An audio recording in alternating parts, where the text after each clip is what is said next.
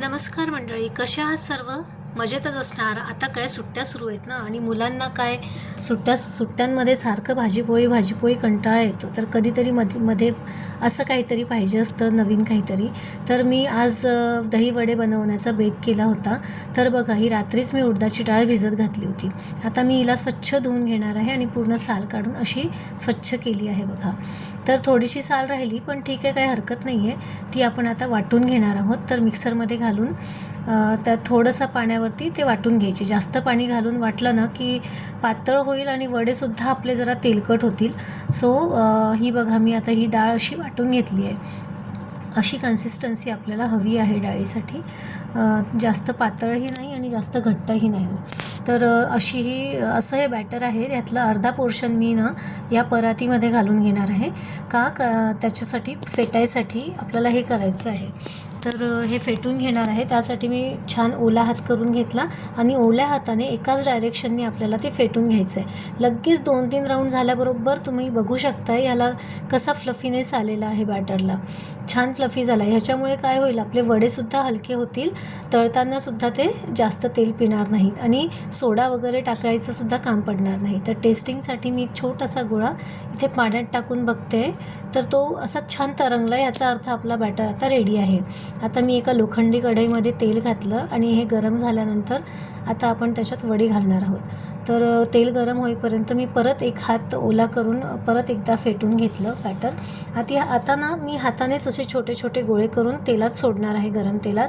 पण तेल तळताना जरा सांभाळूनच तळावं लागेल, कारण आपल्या हाताला जरा पाणी असतं ना, तर ते पाणी उडालं तेलामध्ये, गरम तेलामध्ये, तर ते आपल्या अंगावरती उडू शकतं. आता बघा, मी हे छोटे छोटे गोळे असे टाकते, पण टाकल्या लगेच ते तरंगायला लागलेत आणि साईजसुद्धा त्याची जरा अशी टम्म झाली आहे, मस्त फुगले छान. आता वरतूनसुद्धा असं तेल टाकून थोडंसं तळून घ्यायचं. वरतं गरम तेल टाकलं ना की इव्हनली तळले जातात ते सगळे. आता सीमवरतीच आपल्याला हे सगळे वळे जे आहेत ते तळून घ्यायचे आहेत. तर बघू शकता तुम्ही, मी हळूहळूच तळते आहे. जरा सांभाळूनच तळावं लागतं ह्यांच्या उडदाच्या डाळीच्या वड्यांना. तर बघा, सीमवरती मी असे तळून घेते आहे आणि आता त्याला छान असा सोनेरी रंग, एकदम डार्क नको, पण जरा लाईटमध्ये असा कलर यायला पाहिजे. जास्त लाल पण चांगला वाटत नाही तो. तर आतमधून पण झाले पाहिजे, म्हणून मी असे तळून घेते आहे. आणि आता ही एक बॅच तळून झाली आहे ना, तर ही टिश्यू पेपरवरती मी काढून घेणार आहे. लगेच पाण्यात नाही टाकायचे. थोडेसे टिश्यू पेपरवरती त्याचं तेल ऑब्झर्व झालं की मग आपण हे पाण्यात टाकूया. तर आता पाणी कसं बनवायचं ते बघूया. थंड पाणी घ्यायचं छान, त्यात हिंग टाकायचं आणि मीठ टाकायचं चवीपुरतं, आणि मग ते ढवळून घ्यायचं. आणि मग त्या पाण्यामध्ये आपल्याला हे तळून ठेवलेले वडे जे आहेत ते टाकायचे आहेत. हा एक वडा मी तोडून दाखवते आहे तुम्हाला. बघा कसं छान आतमधून पण पूर्ण झालेला आहे आणि वरून तो क्रिस्पी झालेला आहे छान. तर हे सगळे वडे मी आता तळून पाण्यात ठेवणार आहे. तोवर मी इकडे दह्याची तयारी करणार आहे. तर आता दही मी रात्री लावून ठेवलेलं आहे, त्यात पिठी साखर घालणार आहे आणि चवीपुरतं मीठ घालायचं आहे. थोडंसं चाट मसाला आणि जिरे पावडरसुद्धा टाकायची त्यात, आणि छान असं घुसळून घ्यायचं रवीने.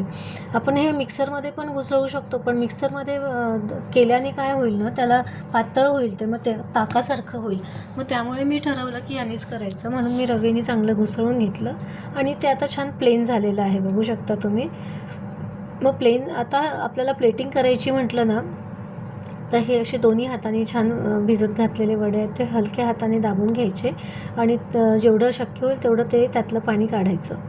पाणी काढल्यानंतर आपण इथे प्लेटमध्ये ठेवूया आणि त्याच्यावरती हे छान सगळं टाकूया. गोड दही, त्याच्यानंतर जिरे पावडर आणि चाट मसाला आणि लाल तिखट असं घालूया. बाहेर जर तुम्ही गेलात ना, तर तुम्हाला बाहेर लाल चिंचेची चटणी, पुदिन्याची चटणी हे सुद्धा टाकून मिळेल, पण माझ्याकडे ते काही सगळं अवेलेबल नव्हतं, म्हणून जे अवेलेबल होतं त्यानेच मी बनवलं. तरी ते मुलांना माझ्या खूप आवडलं. तुम्हाला कसं आवडलं का हे पण मला कमेंट करून नक्की सांगा.